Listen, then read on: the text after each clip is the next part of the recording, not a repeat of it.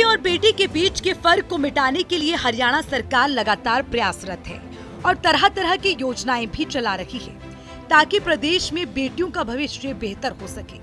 इसी कड़ी में हरियाणा सरकार की आपकी बेटी हमारी बेटी योजना चलाई जा रही है और शनिवार को मुख्यमंत्री मनोहर लाल ने आपकी बेटी हमारी बेटी पर विशेष चर्चा की और लाभार्थियों से ऑडियो कॉन्फ्रेंसिंग के जरिए संवाद भी किया।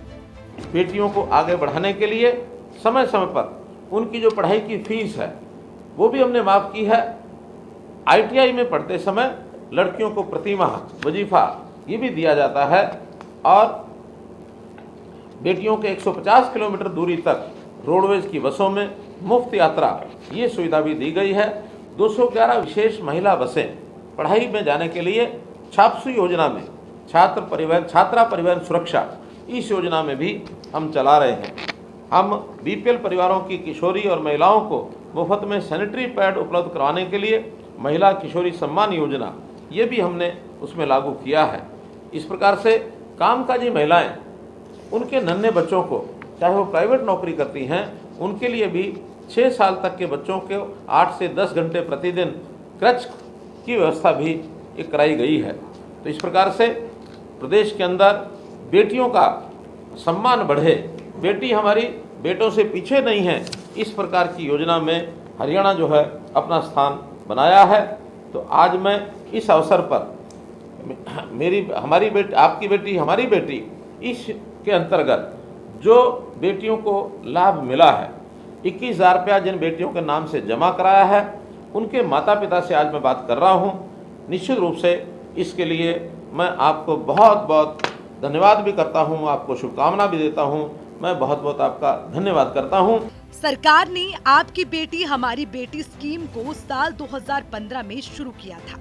इस स्कीम के तहत बेटी के जन्म के समय 21,000 रुपए की आर्थिक मदद दी जाती है। जन्म के साथ साथ बेटियों की शादी के लिए भी हितकारी योजनाएं केंद्र सरकार से लेकर राज्य सरकार तक चलाई जा रही है। लड़कियों में खास करके एक विषय और ध्यान में आता था कि बच्ची का जब लड़की का विवाह का समय आता था उस समय एक बहुत बड़ा खर्च माँ बाप के सिर के ऊपर पड़ता था। इसके लिए 2 योजनाएं शुरू की। एक योजना जिसके अंदर थी आपकी बेटी हमारी बेटी, अर्थात बेटी किसी परिवार अकेले की नहीं होती है, बेटी सबकी होती है, साझी होती है। बेटी का जब कोई विवाह के बाद विदाई करना होता है तो गांव के सब लोग विदाई करते हैं, तो उन बेटियों की शादी पर गांव के लोगों का कंट्रीब्यूशन भी होता है। परिवार पर ज़्यादा वजन न पड़े, हमने बेटियों की शादी में 31,000 रुपये से लेकर के 71,000 रुपये तक की नगद राशि ये देनी शुरू की है। खास करके जो हमारे BPL परिवार हैं, SC समाज के परिवार हैं, उनको ये राशि देनी शुरू की।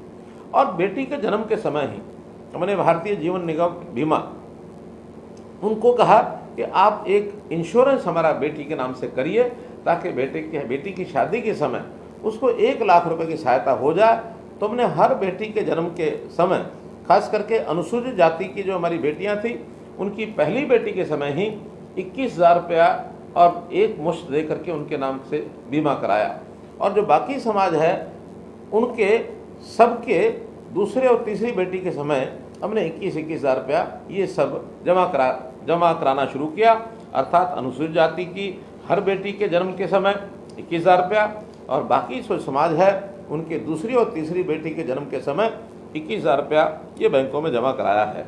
अभी तक 2015 के बाद 4,30,278 लड़कियों को इस योजना का लाभ मिला है और ये राशि माता पिता की सहायता के लिए उनके जन्म के समय काम आएगी। बेटियों को राजनीति में भी आगे बढ़ाने के लिए सरकार की ओर से कई ठोस कदम उठाए गए। पंचायती राज में बेटियों की भागीदारी सरकार की ओर से 50% कर दी गई है। बेटियों के लिए और तो और सामाजिक और राजनीतिक स्थिति पर भी हमने जो पग उठाए हैं वो भी कम सराहनीय नहीं है। हमने बेटियों की भागीदारी पंचायती राज में 50% की है और इस 50% के कारण से राजनीति में हमारी बेटियां बहुत आगे आई हैं और इस कारण से पढ़ी लिखी होने के नाते से और बेटियों की संख्या इस भागीदारी को कहीं और उन्होंने आगे बढ़ाया है। तो मैं हरियाणा की धरती से प्रधानमंत्री नरेंद्र मोदी ने बेटी बचाओ बेटी पढ़ाओ का नारा दिया था। तब से हरियाणा में लिंगानुपात में लगातार सुधार देखने को मिल रहा है और हरियाणा की बेटियां हर क्षेत्र में सफलता के झंडे गाड़ रही है और राज्य सरकार भी तरह तरह की योजनाएं चलाकर बेटियों को प्रोत्साहित करने में लगी है। सूर्य समाचार के लिए चंडीगढ़ से रवि चंदेल की रिपोर्ट।